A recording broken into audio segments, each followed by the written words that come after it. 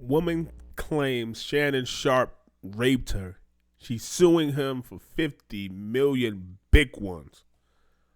A Jane Doe, with the latest claims allegedly happening as recently as January. We got our hands on the filing, and we're going to break down everything you need to know. Welcome to Sidebar, presented by Law and Crime. I'm Jesse Weber. Shout out Jesse Weber and Law and Crime. I love reacting to their channel. Hopefully one day I'll be on there. Tony Busby's back. The lawyer who went after Sean Combs, Jay-Z, we'll talk about that. Well, he is still swinging at high-profile men that he claims are abusers. This time he's calling out Shannon Sharpe, the 56-year-old NFL superstar turned podcaster and commentator. Brand new lawsuit filed against Shannon Sharpe. We got a copy of it right here. It was filed out in Nevada. We're going to go over it. But Shannon Sharpe, in case you don't know who he is, he played 14 seasons in the NFL with the Denver Broncos, the Baltimore Ravens. He was inducted into the Pro Football Hall of Fame in 2011. After he retired, he spent time as a sports commentator and analyst. You might remember that he co-hosted Skip and Shannon Undisputed with Skip Bayless from 2016 to 2023. Bayless and his then employer, by the way, Fox Sports, they faced their own accusations of sexual misconduct in a separate filing from earlier this year. We covered it here on Sidebar as well. Now, Sharpe is part of the sports podcast space. He hosts two shows, Club Shay Shay and Nightcap. In fact, you remember his interview with comedian Cat Williams in January 2024 on Club Shay Shay? That helped spark, I should say, a renewed interest in Sean Diddy Combs and his alleged bad behavior at his infamous parties. Got a lot of people talking. Now, I've had to turn down $50 million 4 times. 4 times. Just to protect my integrity and that I was telling you about. Right. Because P. Diddy be wanting to party. And you gotta... Texas attorney Tony Busby announced on his Instagram that he'd filed a $50 million lawsuit in Nevada court against Sharpe. On Instagram, he wrote in part, "I'm extremely proud to represent Jane Doe. It takes a great deal of courage to stand up against those with power, fame, and money. I look forward to pressing this case in court." Do y'all think that somebody should be able to have a Jane Doe? You suing somebody for 50 or 100 million, life-changing money. You think somebody should be able to have a Jane Doe status? Maybe, but I guess if you think, like, if you knew for a fact it happened, this person telling the truth, she was raped and it's not a shadow of a doubt, then should she have Jane Doe? So I guess it's some fake people that take advantage of the system, but it's there for a reason, I guess. So we're going to go over this, but I want to first bring in John Clune, civil attorney who litigates on behalf of survivors of sexual abuse and sexual assault. John, so good to have you. And again, this is kind of breaking news. I didn't have an opportunity to fully go through this lawsuit, so you and I are going to break this down in basically real time.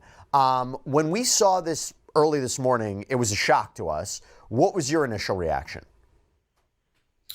My initial reaction was the timing of it, to be honest. Before I read the lawsuit, just the timing of it for it to be filed, on Easter Sunday, that struck me as an unusual move. But then as I went through the lawsuit, the allegations are pretty disturbing. We don't know if they're true or not, but what's written in the complaint is pretty terrible stuff.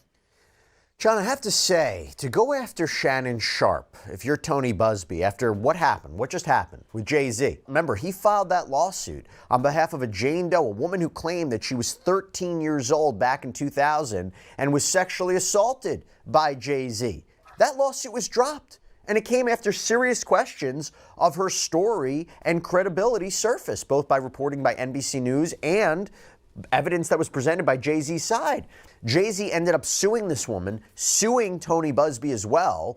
So now to go after Shannon Sharpe, another high-profile figure, does that tell you that he feels he has the evidence in this case? Well, Mr. Busby is a pretty bold mover in this space. I mean, he seems to not be, shy about his decision making. So it could mean that he's got the goods in this particular case, or it could just be, kind of par for the course. And this is how he, handles his high profile cases. But and me and I know, you can't just file a frivolous lawsuit. You can't file a lawsuit to harass somebody. You have to believe the law, the facts. There's, there has to be some semblance of facts that you put forward in a complaint that pass a motion to dismiss test. So he has to feel that he might not have all the evidence right now, but he has to feel confident in Jane Doe's account, right? Otherwise, he'd be breaking ethics rules. Yeah, and if he did that in a Jay-Z case, they saying, and if he doing that again, he could be disbarred probably. The thing with these accounts, like in a sexual assault, just a Jane Doe against an individual, is it's really hard to get rid of that case on a motion to dismiss or even down the road on a motion for summary judgment. Because if you have your client who's saying, this is what happened to me, and then in this case, say Mr. Sharpe says, no, that's not what happened, it was very different, that's really a trial issue. That's not something a judge is really going to dismiss on motion. So other types of cases that have more subtle elements to them maybe can get dismissed on motion, but this kind of thing is really hard for a defendant to get rid of short of trial. By the way, our content shows just how rampant crime is right now, and that is especially true.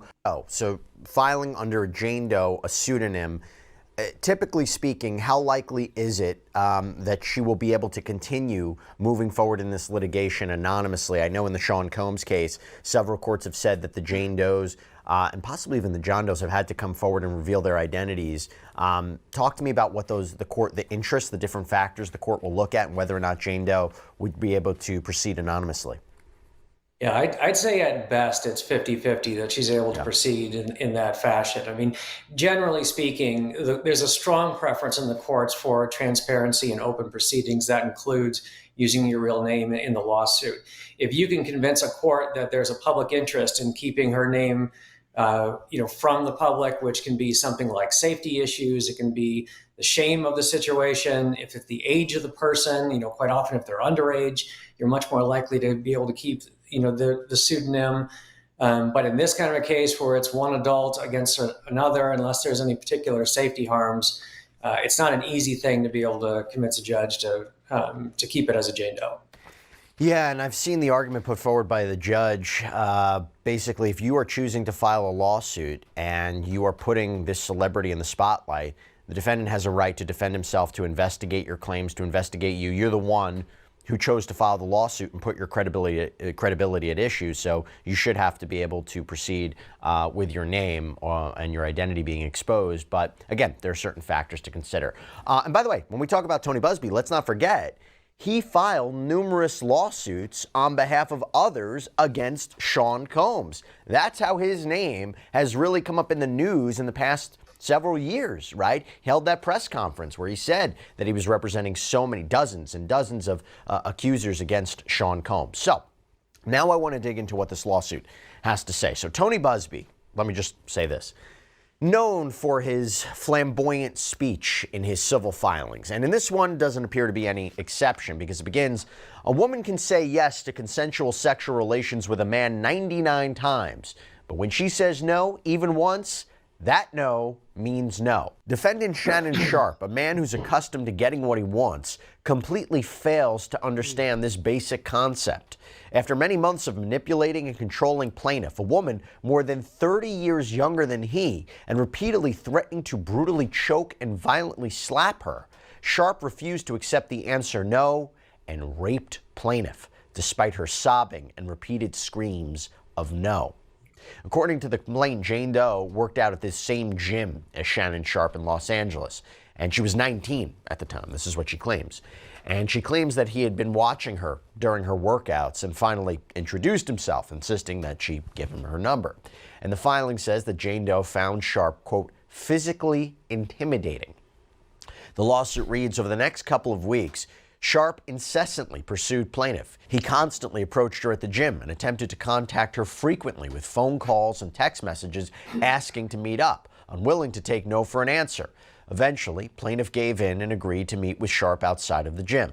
However, before doing so, Sharpe demanded that Doe sign a non-disclosure agreement, or NDA, something plaintiff found a bit concerning. Come on, you gave him your number. And he went, oh my God, he kept bothering me. He wouldn't say no so much, then get a restraining order against him. He wouldn't say no, but eventually I just gave in. That sounds like a regular dude trying. Yo, come on, you short? No, I just got out of a relationship.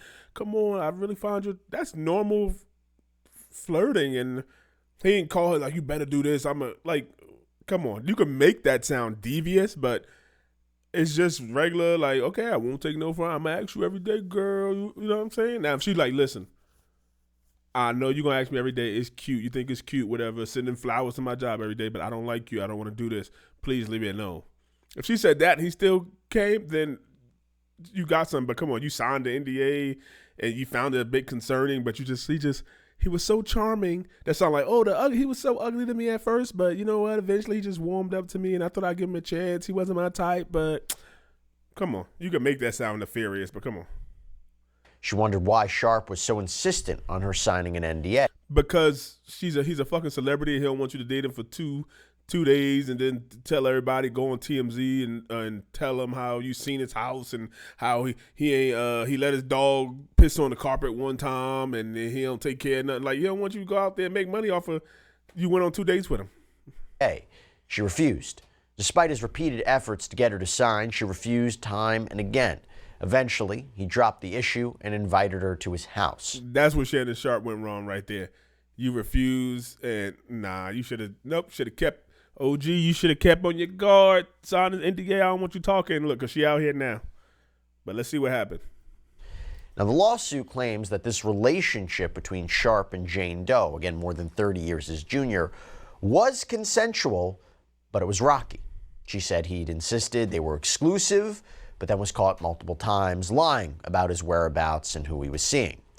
So she ain't like him anyway, and she ain't want to sign an NDA, but she became exclusive boyfriend and girlfriend. Then she got an attitude when where were you? So where were you? That's what you do when you don't like a guy. Ask him where he at, and oh, you supposed to be with me. Where you at? Oh no, you lying about that.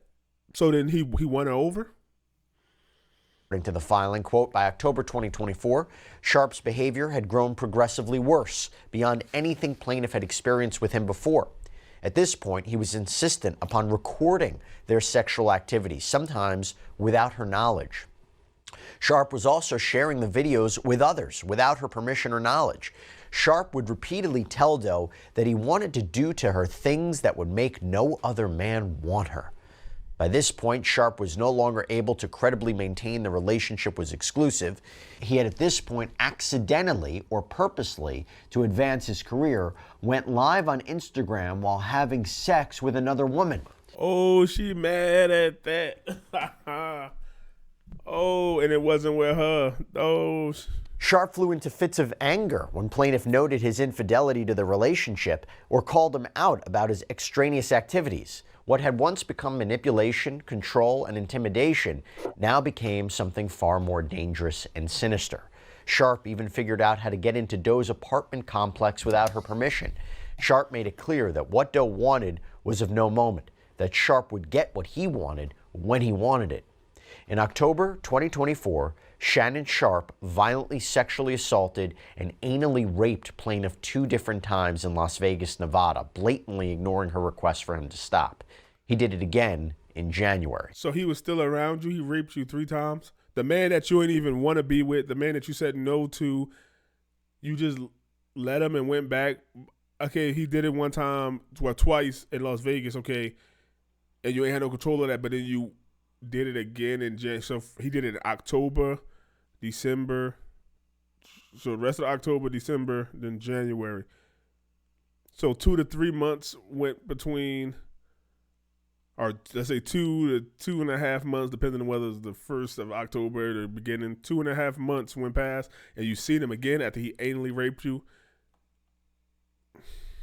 Come on, that ain't passing the smell test at all.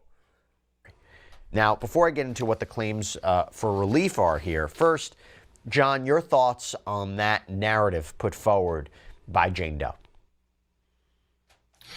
Yeah, I mean, it's deliberately graphic narrative. There's nothing inherently wrong with going into that level of detail in these types of cases to kind of get the court's attention on how serious this is.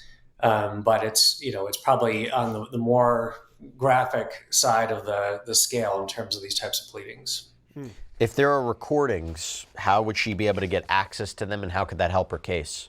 Well, when she gets into civil discovery, she can demand copies of those. Whether they exist or ever existed, we don't know. But if they do exist, he'll be required to produce those. I mean, those could be significant. I mean, if you have videotapes of either non-consensual behavior or behavior that regardless of how it appears, looks like there's surreptitious recordings of somebody. I mean, that's definitely something that would look really bad for any. He's trying to say if it looked like a cell phone footage of him, like, or something, and it looked like it's behind a bookshelf, or it looked like it's out of her view. But if he had like a whole tripod set up and it was facing the bed, then she can't say, come on.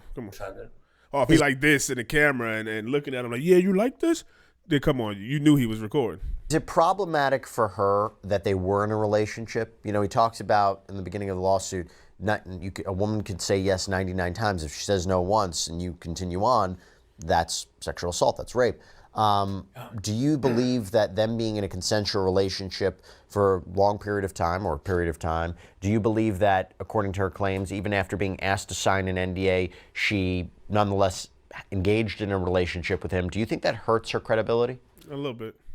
I don't think it hurts her credibility. It's suspicious. But I think it's something that a defendant can use to their advantage to show the number of times that there was consensual sexual behavior, as a suggestion that maybe these instances are being manipulated for the purpose of financial gain. So it's not quite as bright line as if though there had been never any sexual contact between the two of them. But, maybe if this was 25 years ago, it'd be more of a problem. I think these days jurors have an understanding that people in intimate relationships can also be victims of sexual violence. So I wouldn't call it a big problem, but it's something that could be manipulated. I'm just reading this January 2025 alleged sexual assault. It's pretty disgusting. I mean, she basically says that she was begging for him to stop. He became more aggressive. He wouldn't wear protection, and that this sexual assault lasted roughly 10 minutes. I'm not going to get into the details of it. How does she prove that? Is it just her testimony? Is it that if she told anybody, let's say she didn't tell anybody, didn't tell authorities, is it just her testimony against his? I mean, will that be the key of it, her taking the stand and explaining this happened to her? That's going to be the center of it for the both of them. They both have the ability to describe what did or didn't happen, and it's going to be believability. Like you said, if she did tell somebody, that's helpful. If she sought any sort of medical treatment, that's also helpful. But it's also possible that neither of those things happen. It just becomes one person's word against another. So she is suing for assault, sexual assault, battery, sexual battery, and intentional infliction of emotional distress. I imagine there's probably no statute of limitations issue since this is alleged to have occurred in 2023. Are these relatively broad causes of action, specific causes of action? Are they particularized in any way? Talk to me about what you believe about these causes of action that she's suing under. I mean, that matches the facts of what she's alleged. I think they're relatively specific to the information that's in the complaint. So, that's the kind of collection of claims I would expect any attorney to bring, given those facts that they laid out in the complaint. And the defense would be that either this didn't happen or it was consensual, right? Yeah. Right. That's pretty much the two options. Most of the time these days, because of things like, DNA or other ways to corroborate some sort of sexual activity, consent becomes the number one defense. So that's what we see most of the time. Special damages in the sum of excess $10 million, punitive damages $20 million, statutory penalties $10 million. How do that feels like a lot of money. I mean, now that you also wonder, how do you put a price on if this really? But if he did rape her, it ain't a lot of money. It's pennies. Did happen. How do you put a price on sexual assault? But at the same time, $50 million for general, special, punitive, statutory penalties. Talk to us about what those mean and whether or not those would be appropriate in a situation like this.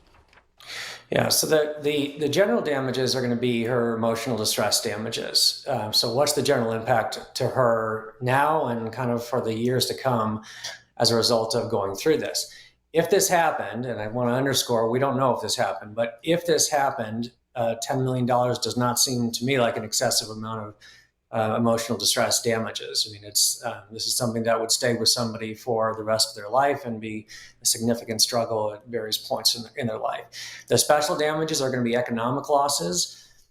Those can be harder to establish. I mean, you'd have to use an economist to try to talk about how this is going to impact somebody's future career and their therapy, psychiatry, that sort of thing. It might be difficult to get up to $10 million for the special damages.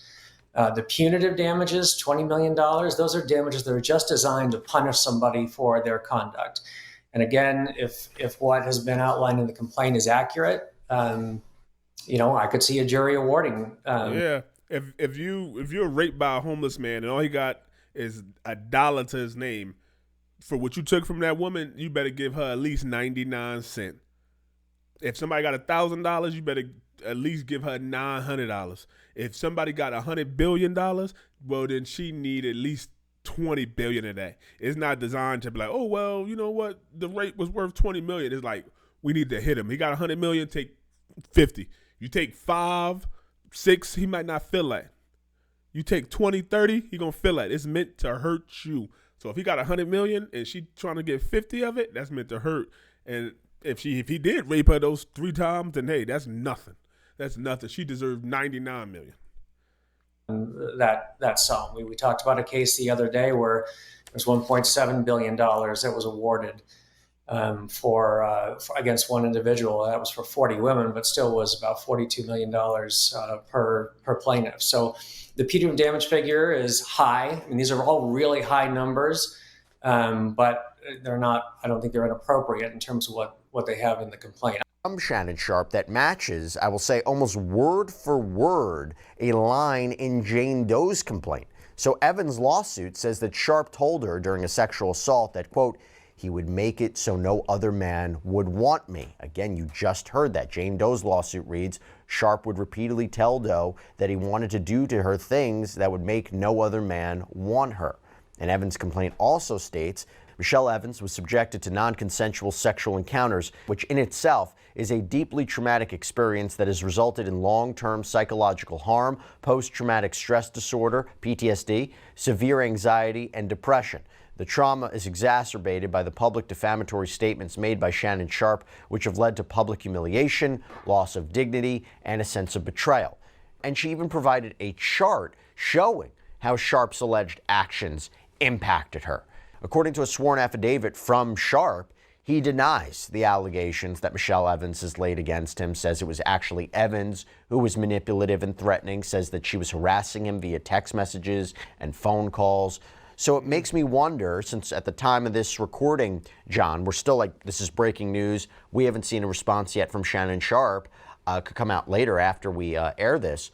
What do you imagine you're going to hear from him or his side? Well, first of all, I think that they're going to be careful about saying too much right now. They're going to probably strongly deny the allegations and look forward to their day in court. Go through litigation, expensive. This is messed up. There's an emotional toll. There's a lot of. I think Shannon Sharpe has made a statement on this now since this. Let me see. Hold on. Has responded to accusations of sexual assault. Here it is. There we go. To my family, friends, supporters, and colleagues, I want to speak to you directly and from the heart. This is a shakedown. I'm going to be open, transparent, and defend myself because this isn't right. This is all being orchestrated by Tony Buzbee, who has targeted Jay-Z.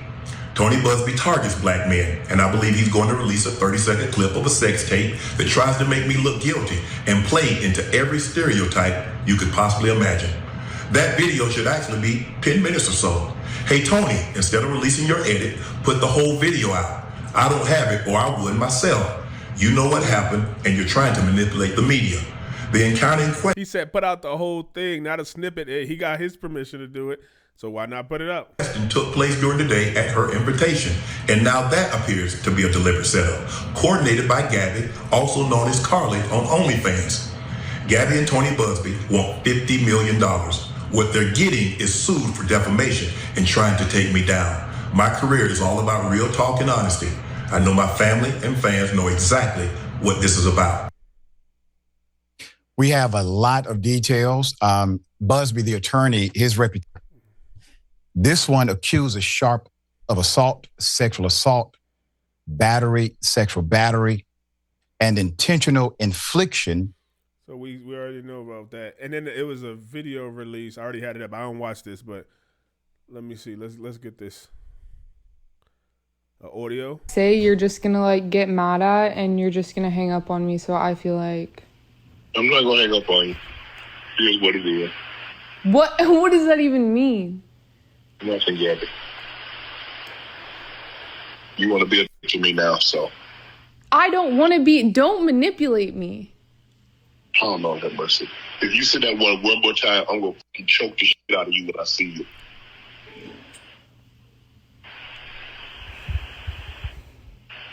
Yo, it sound like he's being recorded. I don't know why. He's out to choke the shit out you. Thank you. Okay.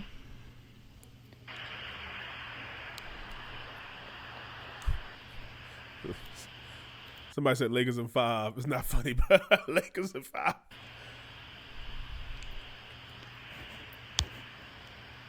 Well,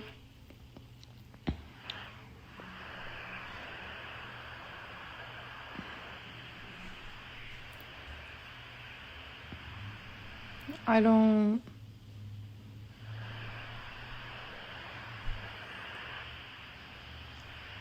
You know what? Well, I don't want to be choked. Yes, you do. I don't think you have a choice in the matter. I don't know. Anything I say, you're just gonna like get mad at and you're just gonna hang up on me, so I feel like I'm not gonna hang up on you. Here's what it is.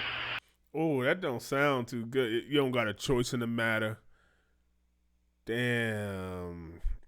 All these comments getting on him for playing in the snow. Snow bunnies. Jalen Hurt married an age-appropriate black queen. Lakers in 5. Play in the snow. Get frostbit. Yeah. I don't know why he said that. He should just. I don't know if that means that this wasn't disturbing, aggressive, or dangerous. I don't know about that. It was a little bit disturbing. Black women are told this all the time. Shut the fuck up. You can't make this a race thing. Goddamn, people try to make everything a race thing. I'm gonna choke the shit out of you. Oh man. My God, Sharpe said I'm gonna choke the shit out of you. I don't know why that's funny. Your partner or anyone telling you should never threaten to choke you or physical harm you. You are not well, honey. Yes, that was definitely disturbing. But he said it's a longer video. While she calling, seemed like he was minding his business. Sound like she wanted to be choked the fuck out. Why you're calling a person that assaulted you make no sense. Yeah, it sounded like she was baiting him and she said something, but he fell for it, bro. Maybe you got to pay $1 or $2 million just because you fell in that fucking trap. I don't know why you did that. Hold on. Oh, let me go back. Oh, where was that at? Let me open that up. Hold on. No. Video gonna play. This gonna be my next video. Nobody wins when the family. Hold on, let me look up. I want to see what Stephen A. said about this. It's gonna be a long one. I'm just interested in this. All right, everybody, listen up. With all the big-time sports action that's happening, today's a different day between him and the Jane Doe. In response to that clip, Shannon Sharpe is somebody I work with a couple of days a week. Shannon Sharpe is somebody that I brought to ESPN. Works on First Take, which airs on ESPN every weekday morning from 10 a.m. to 12 noon Eastern Standard Time. He's been with me every Monday and Tuesday. We've been number one for 13 years and counting. Woo. But since Shannon has arrived, obviously he's helped the show immensely.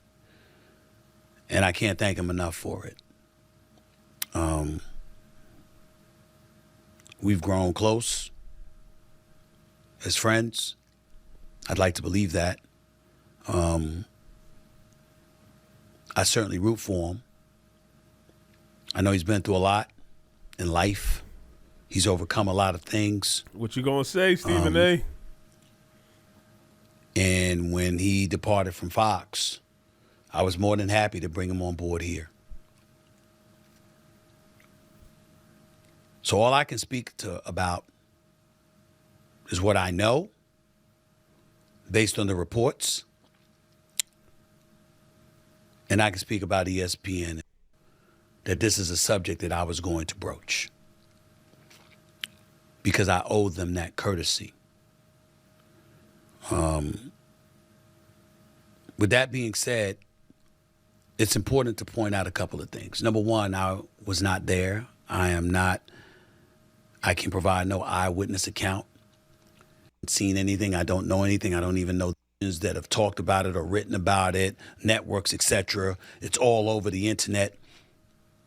It's everywhere. And I know that. Think. Somebody that he met in 2023 who was 19 years old at that particular moment in time. First mistake. According to some audio that was put out. That was nasty. Earlier today by attorney Busby.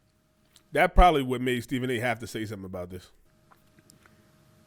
You hear the accuser, the female, talking to somebody who is alleged to be Shannon Sharpe. We don't know whether that's true or not. And that was him. The person in question, again, we don't know whether it's Shannon or not. That'd be crazy if that was AI. The words choke, as in I will choke the hell out of you if I saw you. And so because of that, knowing that audio was probably going to come out along with additional tapes, whether they be video or audio is unclear at this particular moment in time, Shannon Sharpe felt compelled to come out in his own defense. How we interpret that? Let me be very, very clear about where I'm coming from. I'm a bit torn in terms of his response. On one hand, Tony Busby has sued Jay-Z. He did sue Diddy. Yeah, He tried to make that, it's a black thing. Yeah, don't do that. Did accuse them or represented the woman who was accusing them of assault, of sexual assault, and said that she was 13 years of age at the time when talking about Jay-Z and Diddy, and Jay-Z went ballistic and emphatically denied it, wouldn't let it go. The case was dropped, and now he's suing Busby, mentioning words like extortion and other things. So when Shannon Sharpe brought up Mr. Busby in that video that we aired and talked about him being extorted,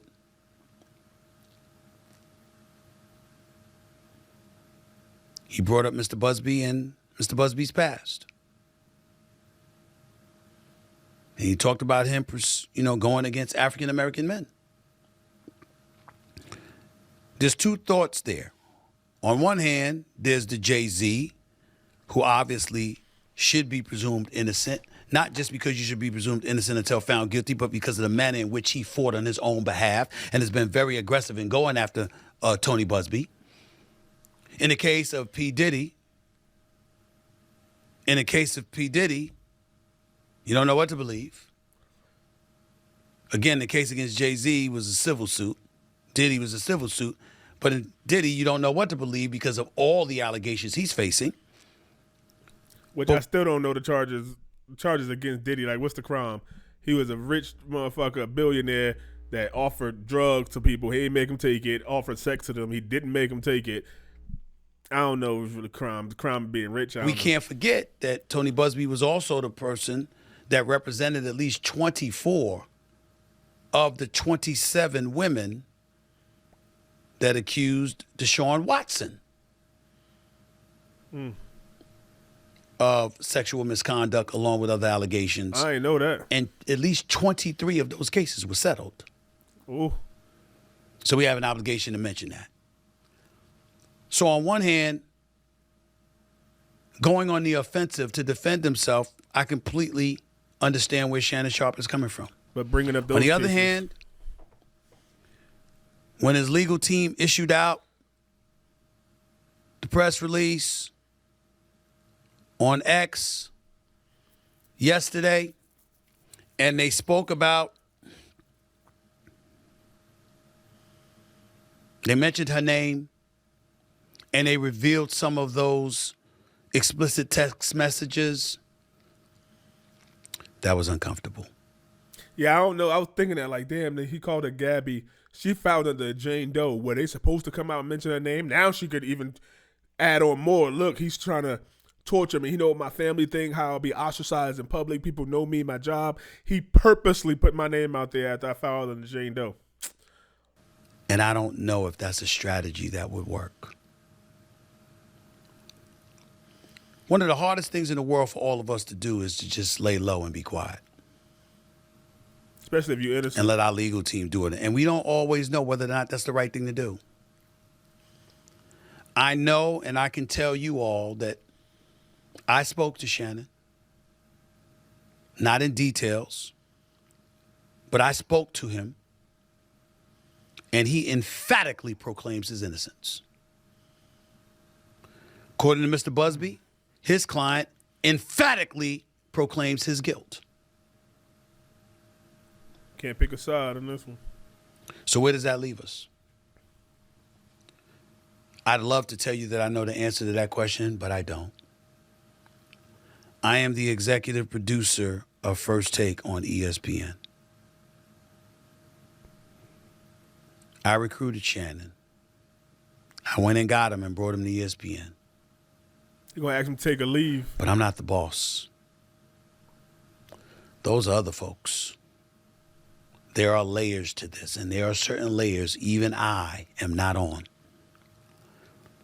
I can tell you, I also spoke to co-chairman of Disney, the boss, Jimmy Pitaro, who made it very, very clear we are taking this matter very seriously, and we are looking into this very, very closely.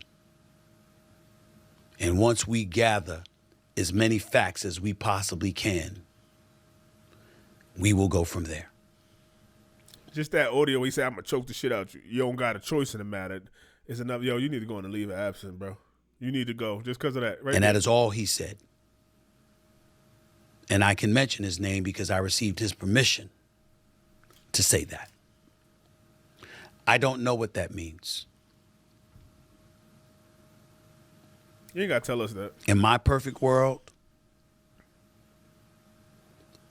this equates to Jay-Z,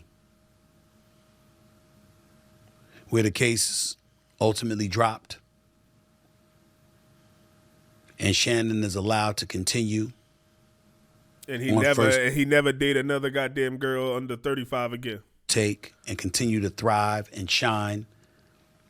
And not just that, and have an illustrious career in the podcast stratosphere, doing Nightcap with Chad Ochocinco, doing Club Shay Shay, and ultimately gets this $100 million deal that he was all over the news about to sign just a couple of days before this report came out. Oh, he ain't signed it yet. In my perfect world, he moves on. And somehow, some way, we find this all to be false.